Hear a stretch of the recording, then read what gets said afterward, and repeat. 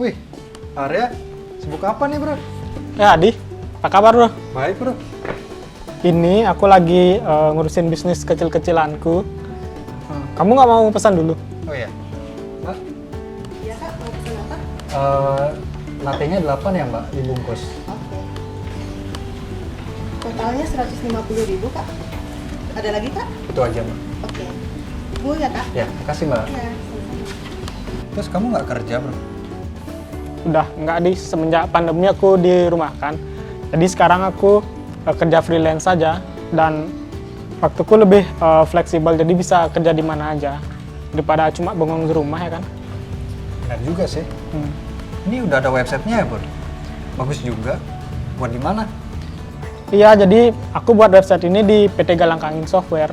Jadi harganya terjangkau dan kebetulan sekarang lagi ada promo. Kenapa nggak jual di marketplace aja bro? Kan tinggal upload dan gratis juga. Tak jelasin deh. Jadi kenapa aku pakai website daripada e-commerce?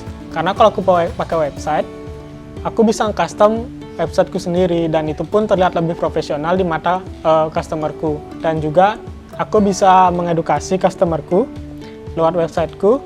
Selain itu juga aku bisa nyantumin testimoni-testimoni dari pelangganku yang sebelumnya Bener juga ya. Selain itu ada manfaat lagi nggak? Ada jadi selain itu aku juga bisa nge-share dengan sangat mudah, tinggal salin satu link aja. Dan untuk merekap hasil penjualanku selama 1 bulan cukup lewat satu aplikasi aja. Dan juga untuk harga jadi lebih murah karena tidak perlu fee tambahan per itemnya. Jadi customerku cukup bayar ongkirnya aja. Bagus juga ya. Pembeli dan penjual sama diuntungkan. Yap, betul banget. Permisi kak. Ini pesanannya ya. Bukanya sudah ada di dalam. Oh ya. Makasih ya mbak. Iya, sama-sama. Permisi kak. Baik. Aku duluan dulu ya. Aku Oh. nih mau ada meeting. Ya, udah, hati-hati ya. Yuk, thank you bro. Oke.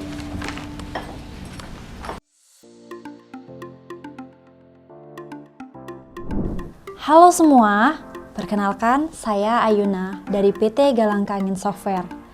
Di sini saya akan berbagi tentang bagaimana kita memanfaatkan platform online di tengah pandemi, yaitu website untuk bisnis berjualan secara positif. Jika kita melihat kembali ke belakang, pandemi ini menyebabkan terjadinya perubahan gaya hidup, cara bersosialisasi, hingga mengganggu jalannya perekonomian. Ekonomi masyarakat yang terganggu, ditambah himbauan untuk membatasi mobilitas di luar rumah, membuat banyak pelaku usaha susah payah untuk tetap bertahan hidup. Bahkan, hingga tahun kedua berlangsungnya pandemi, sejumlah perusahaan retail besar di Indonesia telah mengumumkan mengalami kerugian hingga tak lagi bisa bertahan. Mereka banyak melakukan penutupan di berbagai atau bahkan seluruh gerai yang mereka miliki di banyak wilayah. Artikel ini dilansir dari kompas.com. Berikut 3 perusahaan retail besar yang tutup gerai di tengah pandemi. Yang pertama, Giant. Berubahnya dinamika pasar membuat tren belanja dengan format hypermarket mengalami penurunan dalam berbagai tahun terakhir. Menyikapi fakta itu, PT Hero Supermarket Tbk atau Hero memutuskan akan menutup semua gerai Giant yang ada di Indonesia mulai akhir Juli 2021. Langkah ini terpaksa diambil karena perusahaan harus melakukan penyesuaian strategi bisnis yang tepat dengan kondisi yang ada. Presiden Direktur PT Hero Supermarket Tbk, Patrick Little, mengatakan perusahaan akan memfokuskan bisnisnya ke merek dagang lain yakni IKEA, Guardian, dan Hero Supermarket. Jadi, pihaknya akan mengubah 5 gerai Giant menjadi IKEA dan membuat hingga 100 gerai Guardian baru hingga 2022. Proses negosiasi untuk potensi pengalihan kepemilikan sejumlah gerai Giant ke pihak ketiga juga dilakukan, sementara gerai Giant yang lainnya akan ditutup. Kedua, Matahari Department Store. Selanjutnya, Matahari Department Store berdasarkan pemberitaan kompas.com 27 April 2021, PT Matahari Department Store Tbk LPFF akan menutup 13 gerai Matahari di berbagai wilayah karena operasionalnya justru membebani keuangan LPFF secara umum. Secara total, LPFF memiliki 147 gerai matahari di seluruh Indonesia. Selain 13 gerai yang dipastikan akan ditutup, LPFF juga membantu 10 gerai lainnya dengan permasalahan serupa. Perusahaan pun tidak menutup kemungkinan gerai-gerai tersebut akan mengalami nasib serupa, yakni penutupan jika memang tidak cukup menghasilkan.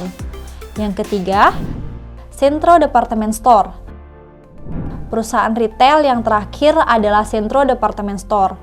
Berdasarkan berbagai sumber, sejumlah gerai Sentro yang ada di berbagai wilayah dinyatakan tutup. Di antaranya yaitu Sentro yang berdiri di Ambarukmo Mall Yogyakarta, Margo City Depok, dan Bintaro Exchange.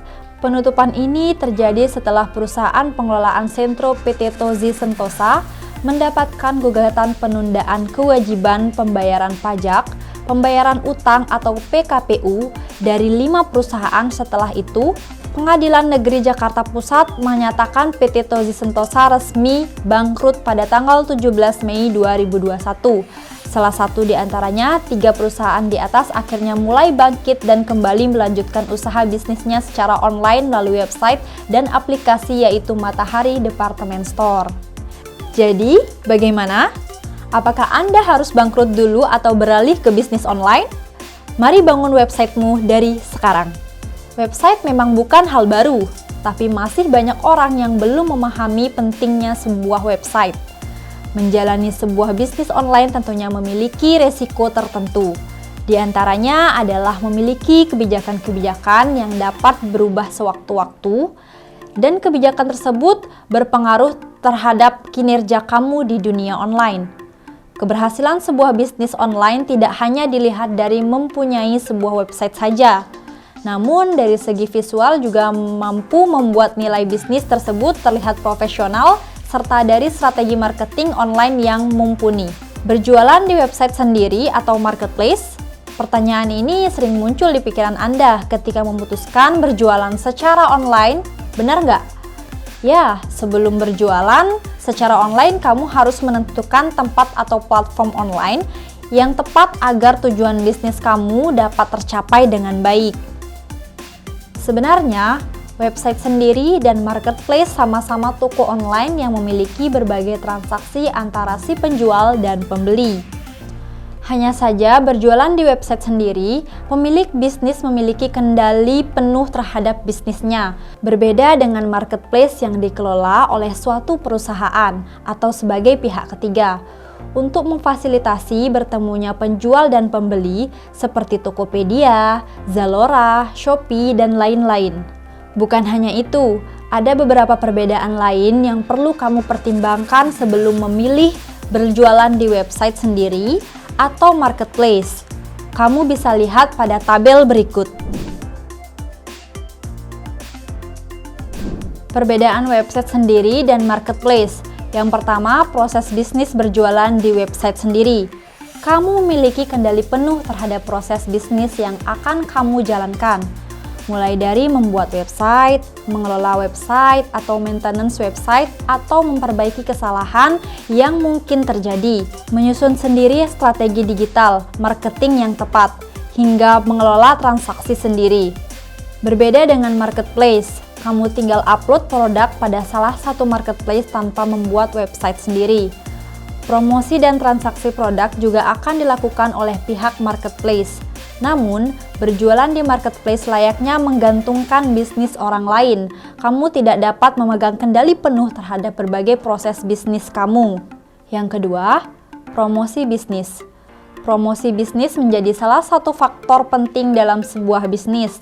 Tanpa adanya promosi, maka bisnis kamu akan sulit dikenal oleh banyak orang.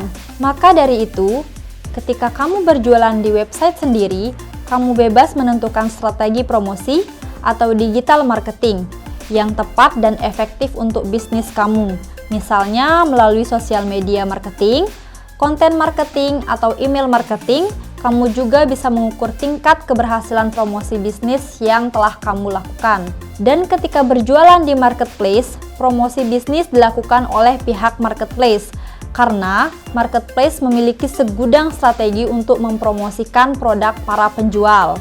Tetapi kamu tidak bisa mengukur tingkat keberhasilan promosi bisnis kamu. Terlebih, pihak marketplace juga akan mempromosikan berbagai produk yang serupa dengan produk yang kamu jual.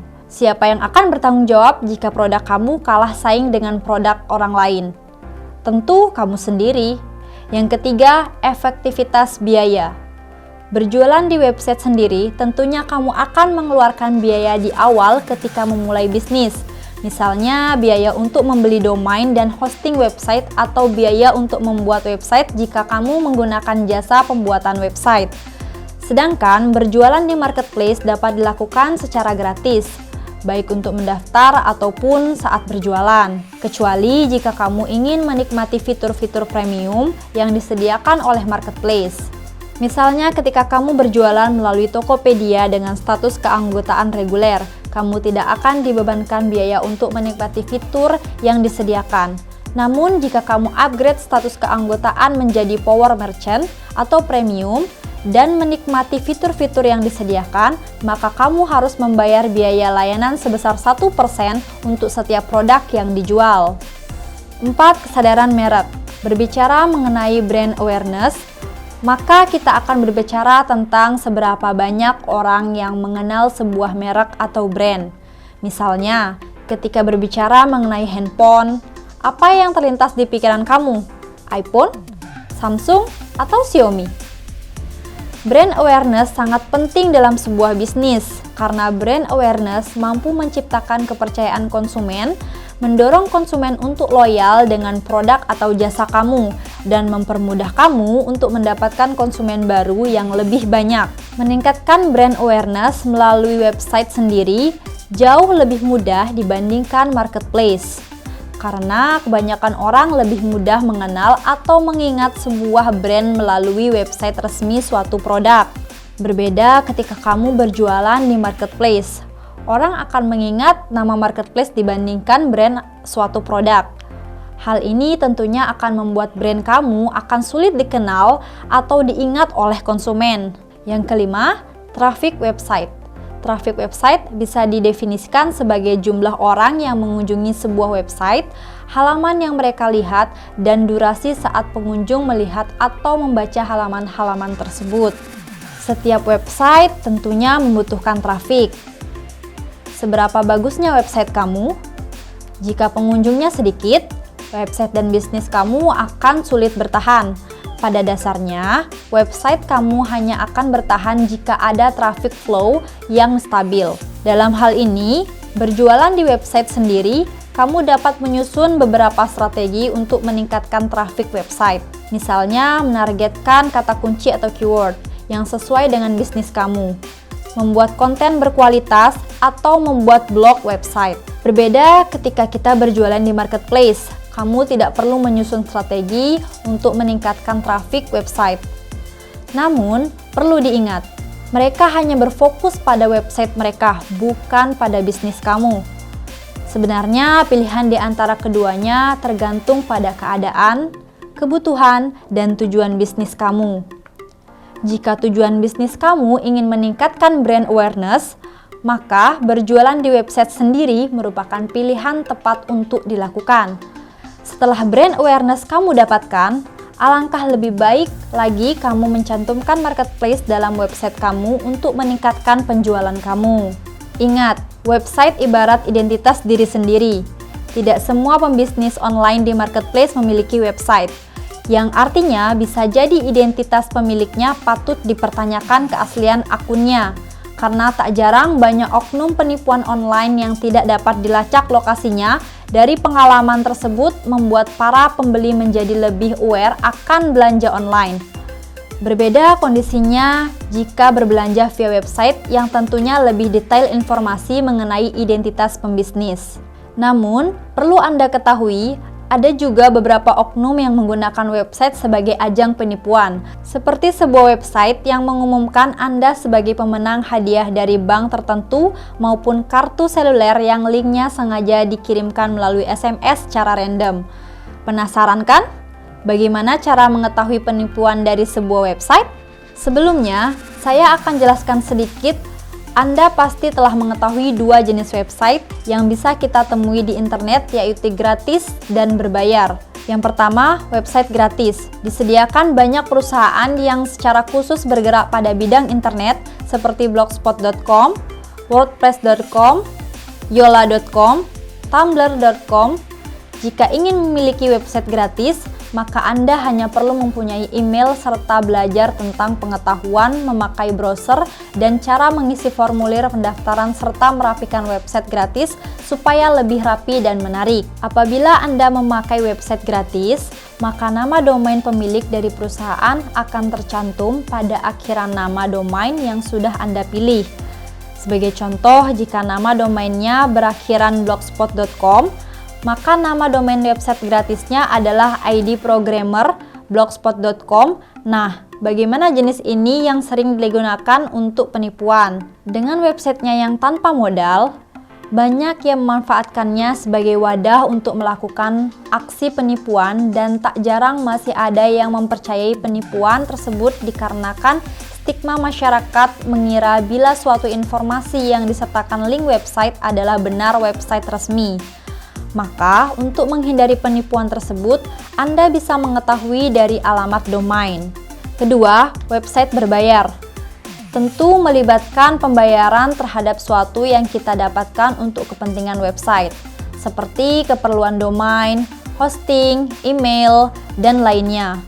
Meski ada biaya yang harus Anda keluarkan, namun Anda bisa memiliki nama domain serta nama email perusahaan yang sesuai dengan nama domain. Sebagai contoh, jika nama domain idprogrammer.com, maka Anda bisa membuat email kontak @idprogrammer.com.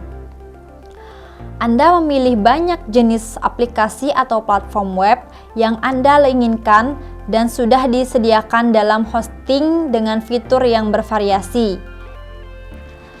Dan Anda juga akan mempunyai akses yang penuh atas file website Anda seperti email, file, basis data, gambar, dan elemen lainnya yang terdapat di dalam website. Anda bahkan bisa meminta tanggung jawab penyediaan layanan hosting jika memang ada kerusakan atau layanan yang tidak sesuai dengan yang sudah dibayar. Penggunaan website berbayar tentu lebih baik untuk membangun usaha dan juga image perusahaan atau lembaga supaya bisa lebih baik. Mari kita bandingkan perbedaan website gratis dan berbayar. Saya akan tampilkan contoh SMS penipuan berdasarkan link websitenya yang mengatasnamakan perusahaan besar.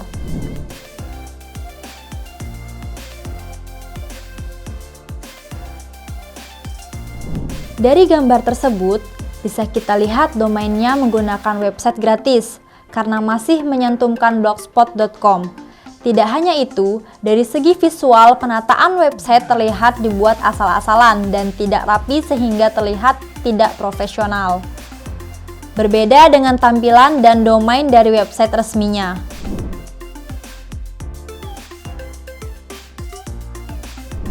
Bagaimana tanggapan Anda? Website mana menurut Anda yang lebih terlihat meyakinkan untuk bisnis online? Selain itu, website umumnya memiliki dua bentuk, yaitu landing page dan homepage. Saya jelaskan secara singkat apa itu landing page dan homepage.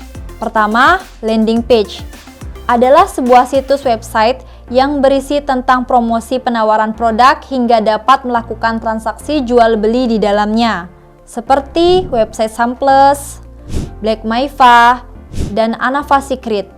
Website ini sangat cocok untuk berjualan online. Selain menjelaskan informasi tentang produk apa saja yang akan dijual, website ini dapat melakukan pembelian produk. Yang kedua, homepage. Homepage adalah website di mana tampilannya hanya berupa informasi berbentuk data, gambar, tulisan, dan tombol navigasi ke halaman berikutnya saja. Seperti website Sirah Bali Info yang berisi informasi berita, maupun website profil perusahaan yang menjelaskan dan memperkenalkan identitas perusahaan tersebut. Untuk melihat lebih banyak website yang sudah kami kerjakan, Anda bisa akses di www.portofolio.galkasoft.id. Kami juga sedang mengadakan promo pembuatan website dan aplikasi. Untuk pemesanannya, Anda bisa klik ambil promo pada halaman pertama website. Isi formulir yang tertera dan pilih jenis website yang ingin Anda buat. Selamat berbisnis!